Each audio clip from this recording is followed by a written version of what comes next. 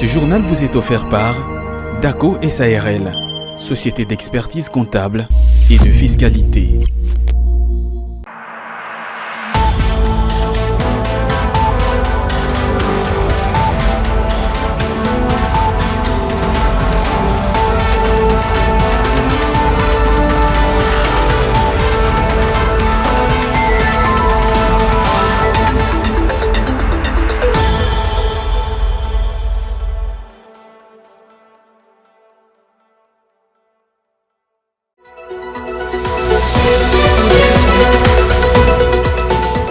Plus de 1400 milliards de francs congolais représentent le montant global des dépenses publiques exécutées en procédure d'urgence au troisième trimestre 2023.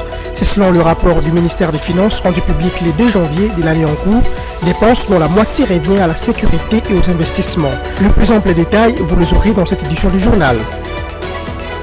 Et puis, nous reviendrons sur l'audience accordée par le président de la Cour constitutionnelle du Molita à une délégation du consortium panafricain pour la paix, dont la mission de leur présence était justement de faire part au numéro 1 de la Haute Cour de leurs observations et recommandations à la période post-processus électoral. Les rapports par la CENI de la publication des résultats des législatives nationales, provinciales ainsi que celles des conseils municipaux n'a pas laissé insensible la population congolaise. Une bonne partie interrogée ce mercredi a néanmoins appelé les candidats à la patience et retenue. Reportage que vous allez suivre dans ce journal.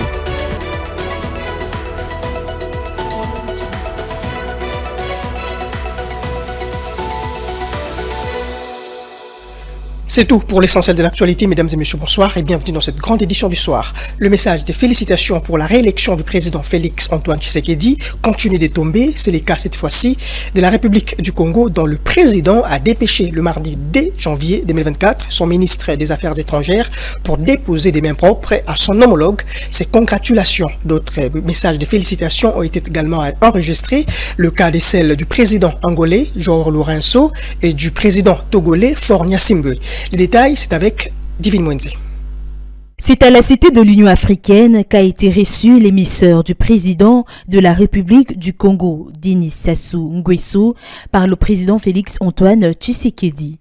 Jean-Claude Gakoso, ministre des Affaires étrangères, était porteur d'un message de félicitations du président Denis Sassou Nguesso à son homologue congolais pour sa brillante réélection.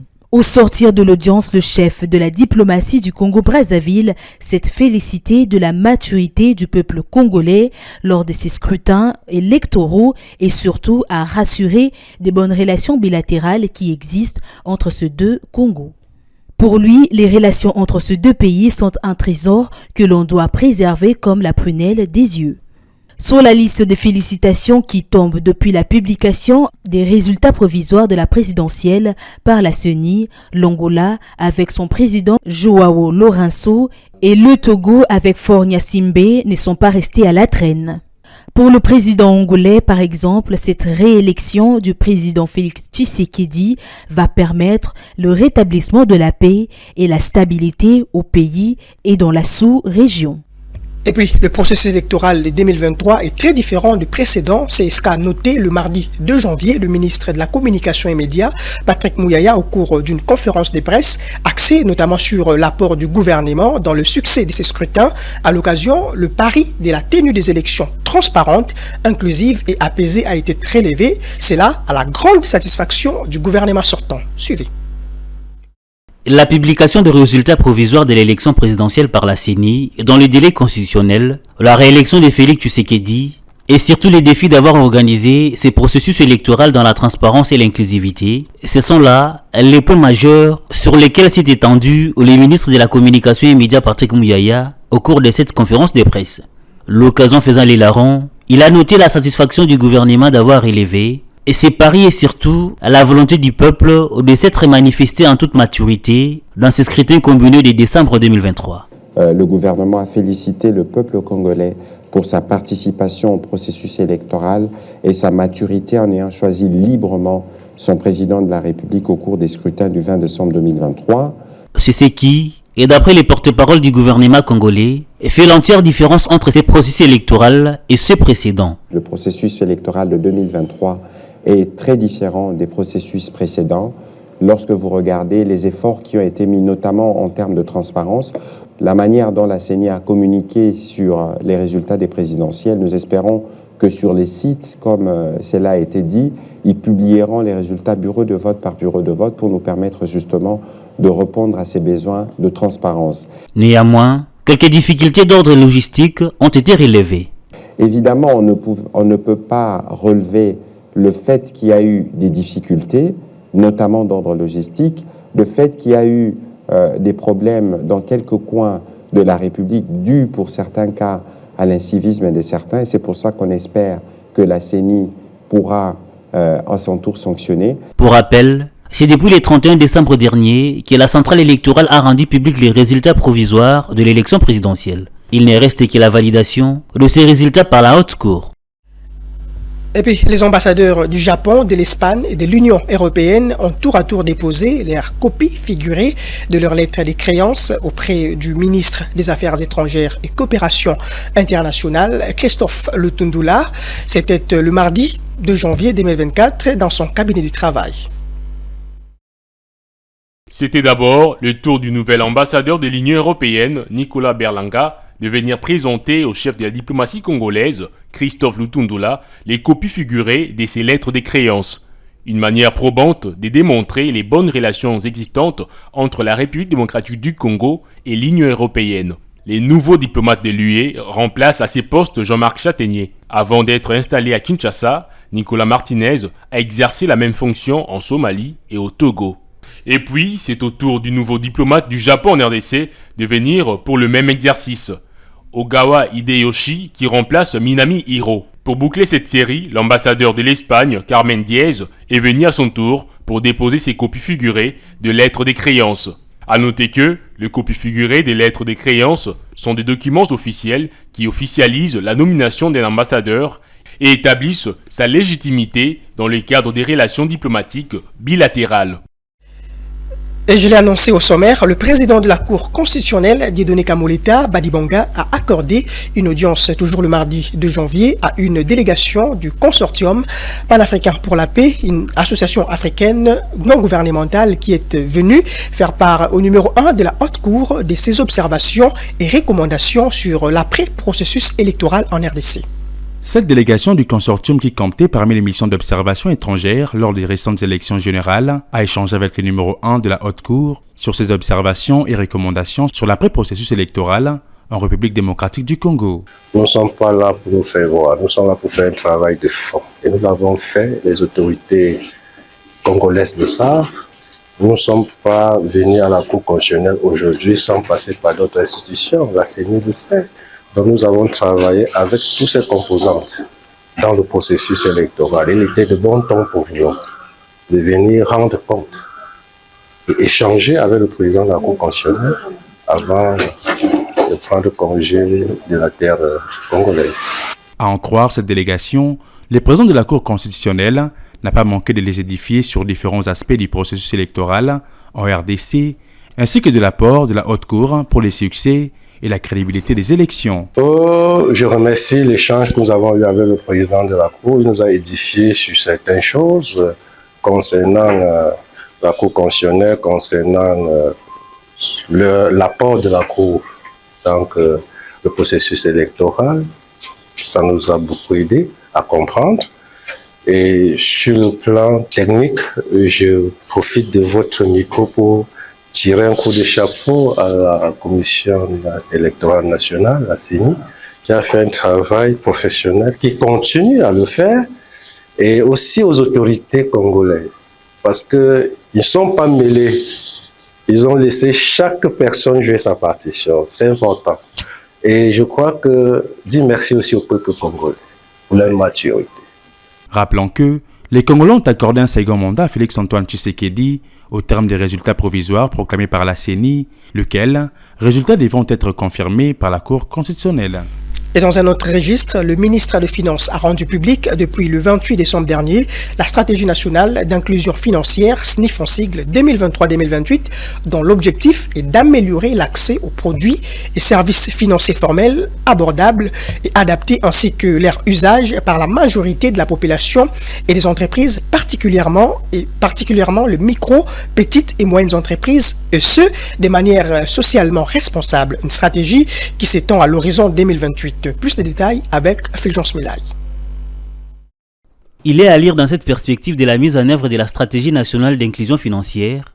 D'abord sur les plans quantitatifs, elle est faite que les gouvernements congolais veulent voir augmenter les taux d'inclusion financière de 38,5% en 2022 à 65% en 2028, tout en se concentrant sur les groupes relativement exclus, à savoir les résidents ruraux, les micros, petites et moyennes entreprises, les femmes et les jeunes, mais aussi la pénétration de l'assurance qui devrait atteindre 3% au cours de cette même période.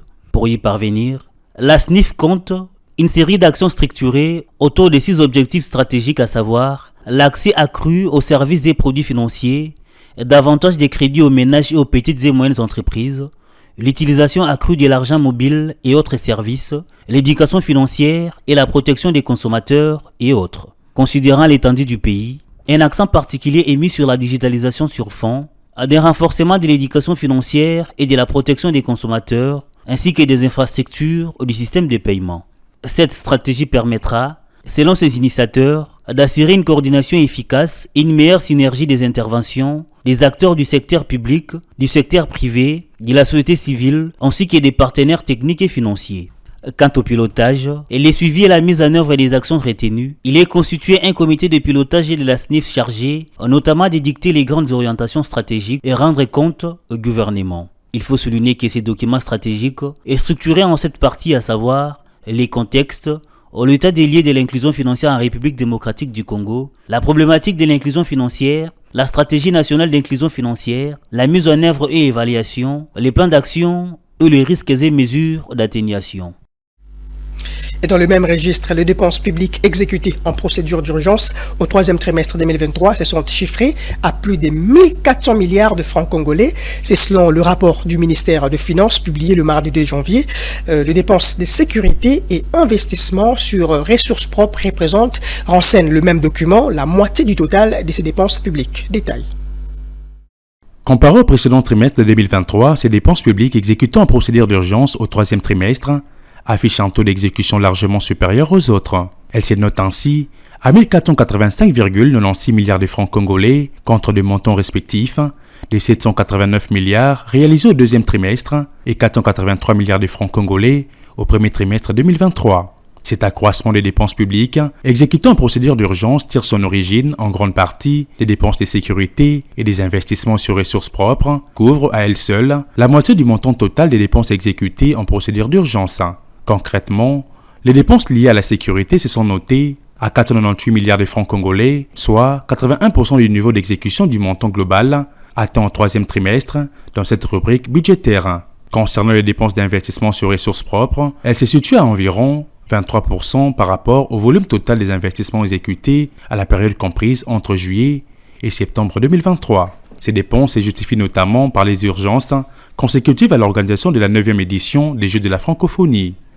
Notons que les opérations financières de l'État se sont globalement situées à 6 000 milliards 674 millions de francs congolais au 3e trimestre, contre 4 000 milliards de francs congolais exécutés au 1er trimestre et 5 000 milliards au 2e trimestre. Ouvrons de nouveau la page sur le processus électoral et là, justement, dans le cadre de notre série des collectes des attentes de la population congolaise après la réélection du président Félix Antoine Tshisekedi à l'issue des élections du 20 décembre 2023, d'après le résultat provisoire publié justement par la CENI, nous avons interrogé un confrère de Tambour Matin, média basé à Mbujimaï. Nous sommes là, dans la province du Kasaï oriental, au centre du pays, ce mercredi 3 janvier 2024 et au cœur des aspirations profondes de la population de cette ville figure notamment la relance de la minière de Bakwanga, MIBA en sigle. Il a été joint par Osé Kabamba. Les attentes de la population sont énormes et beaucoup plus de 2 ordres. Des attentes sur le plan social et également sur le plan économique. Alors pour ce second mandat du président de la République, la majorité de la population de Mbujima ici au Kasaï oriental dit attendre en priorité la relance de la société minière du Bakwanga. Il faut souligner ici que cette question reste et demeure aujourd'hui le caillou dans la chaussure du chef de l'État, dans la mesure où, alors qu'il était candidat lors du premier mandat, le président de la République avait promis de relancer au cours de ces 100 premiers jours l'ancien poumon économique de la province du Kassai oriental, chose qui n'est toujours pas encore faite jusqu'aujourd'hui. C'est vrai qu'il y a eu des nouvelles mises en place qui ont été opérées au sein de cette entreprise minière, avec l'entrée en fonction, mieux les retours de l'ancien fils maison Jean-Charles Okoto Lolakombe, qui est l'actuel président du conseil d'administration de la minière de Bakwanga. Mais beaucoup reste à faire pour cette société qui aujourd'hui est complètement par terre. Il faudra aujourd'hui relancer premièrement la production, il faudra changer l'outil de production, mais surtout s'occuper du personnel. Le personnel aujourd'hui de l'AMIBA qui croupit dans la misère par rapport au salaire. Le salaire, il est minime par rapport à ce qu'il percevait dans les temps.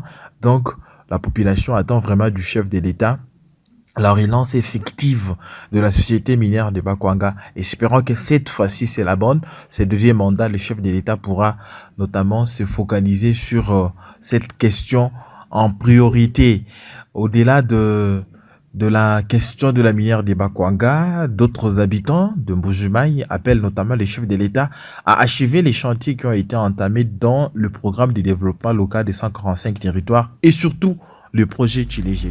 La patience, c'est ce dont doivent faire preuve les électeurs et candidats. C'est l'appel lancé ce mercredi 3 janvier 2024 par une bonne partie de l'opinion, ce à la suite du communiqué publié par la CENI annonçant le report de la publication des résultats provisoires des législatives nationales, provinciales ainsi que celles des conseillers municipaux. Divine Mwenze Sele Chamala en fait le point. Prévu pour ce 3 janvier 2024, la publication des résultats provisoires aux législatives nationales, provinciales, ainsi que les conseillers communaux a été renvoyée sine die. Peut-on lire dans un communiqué publié par la centrale électorale. Une nouvelle qui n'a pas laissé indifférent bien nombre de citoyens congolais. Quelques-uns n'ont appelé qu'à la patience et à la retenue des candidats comme des électeurs. Premièrement, calendrier électoral les acquis respectés. Et puis, jour et à publication, ils acquis respectés. Bon, ils ont la base, ils ont le résultat présidentiel. Le quoi déjà, tu passes dans le résultat présidentiel. Oui, les députés, ce calendrier est reporté. Soit c'est ça, moi, Kokosomo ou Salami. Mais non, c'est un candidat Nyoso. Candidat Nyoso, il y a député national, provincial, n'a conseillers municipaux. Base à la passion. C'est une lobby ou un problème technique ou soit compilation salama qui bien été base à la toujours patient ou aïeba qui va voter qui est aïeba été akobima toujours candidat député national ou soit provincial ou soit conseiller communal. Alors ba candidat belé de tous na miniti ba candidat na biso mal à l'aise. Donc face à l'effort, face à l'effort. Ba pour sango que ne moulay te pour ce que moulay ko za danger makasi. Ba luka ba bimisango avant pour et permettre Pour la Commission électorale nationale indépendante, ce report se justifie par la compilation des résultats de ce scrutin qui est encore en cours. Et bouclons cette édition par la page santé, la conjonctivite, une inflammation de la conjonctive caractérisée entre autres par la rougeur des yeux, dont plusieurs cas ont été très sensés ces derniers jours à Kinshasa, est une maladie contagieuse. Alors, comment s'en prévenir? Un spécialiste s'étend ici sur les mesures, voulais-je dire, préventives, dont notamment le nettoyage régulier de mains avec désinfectants et usage de serviettes. Philo Chiloba et Pichundita pour le reportage. Quelques cas de conjonctivite ont été recensés ces derniers jours à Kinshasa.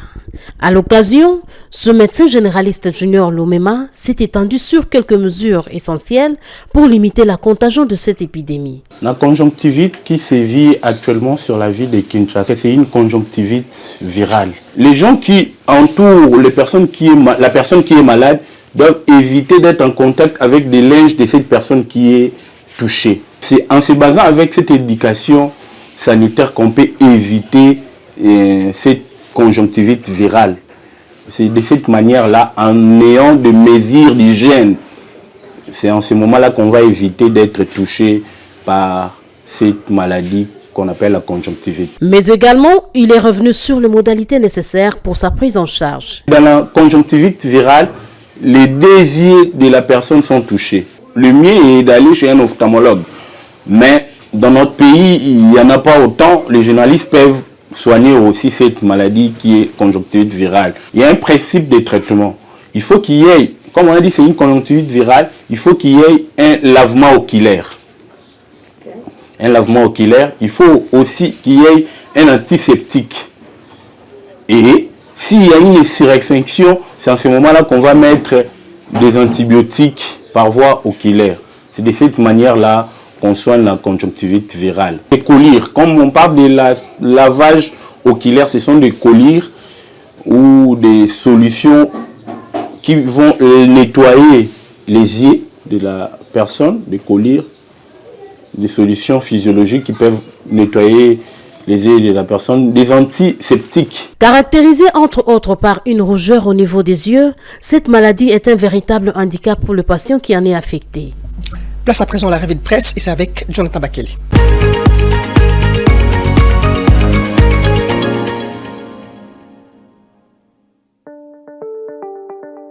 Bienvenue mesdames et messieurs dans cette revue de presse économique sur Ecofin Télévision.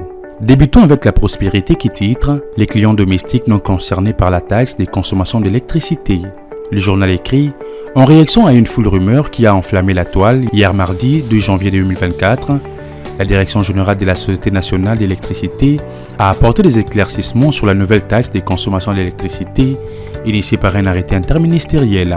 En effet, elle s'adresse uniquement aux opérateurs miniers, au total 55. De ces faits, ne sont pas concernés par cette taxe les clients domestiques et des moyennes tensions, c'est-à-dire les PME, et aussi excepté de cette taxe, la SICOMINE, qui selon la correspondance de cette entreprise adressée à la SNEL, en référence au code minier en vigueur en République démocratique du Congo, les clients miniers sont exonérés d'un certain nombre de taxes. Le confrère poursuit, dans ce rôle, la SNEL ne sait pas interpréter cette disposition. Aussi les DG de la SNEL a réorienté la fameuse correspondance vers le secrétaire général du ministère des Ressources hydrauliques et électricité pour en recevoir instruction et orientation. En clair, la SNEL ne joue que le rôle des collecteurs et des bénéficiaires de la taxe.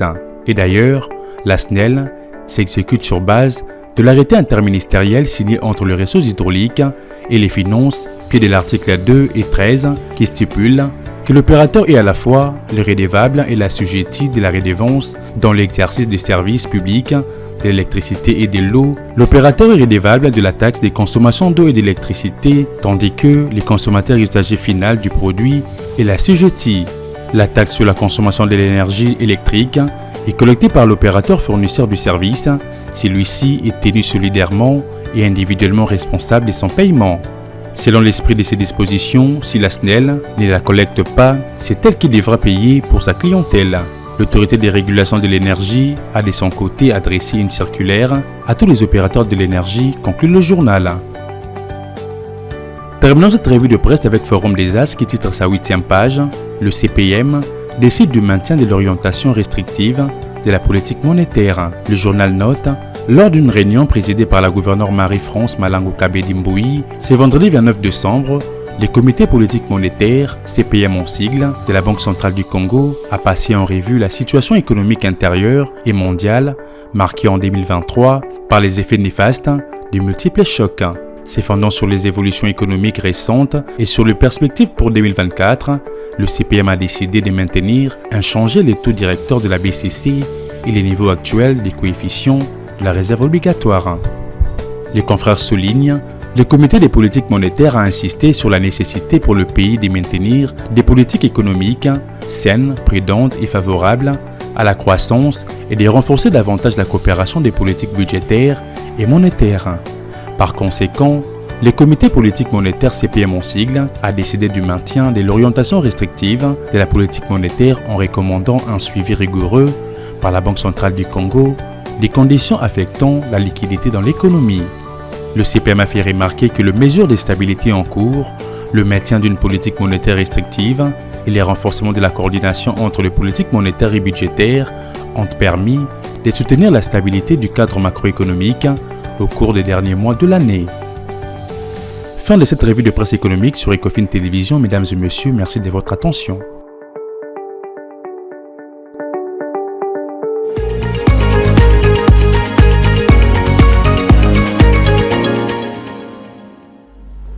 Ce journal est complètement terminé, mais si vous nous avez pris diffusion en cours, voici tout de suite le rappel des titres. Plus de 1400 milliards de francs congolais représentent le montant global des dépenses publiques exécutées en procédure d'urgence au troisième trimestre 2023, c'est selon le rapport du ministère des Finances rendu public le 2 janvier de l'année en cours, dépenses dont la moitié revient à la sécurité et aux investissements. Le plus ample détail, vous les avez eus dans cette édition du journal. Et puis nous sommes revenus sur l'audience accordée par le président de la Cour constitutionnelle Dieudonné Kamoleta à une délégation du consortium panafricain pour la paix, dont la mission de leur présence était justement de faire part au numéro 1 de la Haute Cour de leurs observations et recommandations à la période post-processus électoral.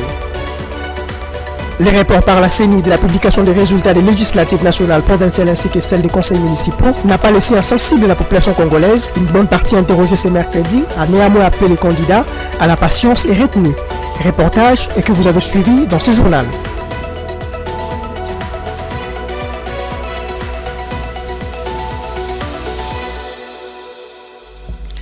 Et c'est avec cette note que nous bouclons complètement ce journal. Merci à vous de l'avoir suivi et bonne suite de programme sur Ecofin Télévision.